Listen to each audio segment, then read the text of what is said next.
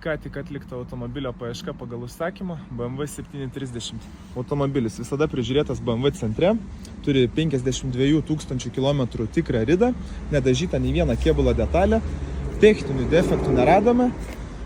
Iš niuansų, kas yra, tai keistas priekinis stiklas, bet viskas gerai, head-upas neišsiliejęs, originalus įdėtas BMW centre matosi net pagal VIN kodą remontus. Radome minimalų įbrėžimą, suderinam jau dažymą Lietuvoje, tai klientui atiduosim automobilį pilnai paruoštą ir tvarkingą.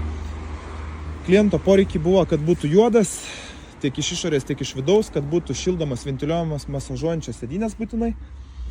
Šiuos kriterijus mes puikiai atitinkam, turim dar Harman Kardon muziką, turim visus galimus asistentus, šildoma dar to pačiu ir vairą. Automobilio paieška buvo gana sudėtinga, nes reikalavimai ganėtinai aukšti. Norėjo pilnai tvarkingos istorijos, nedaužto, nedažyto, su atitinkančia komplektacija, spalva tiek išorės ir vidaus.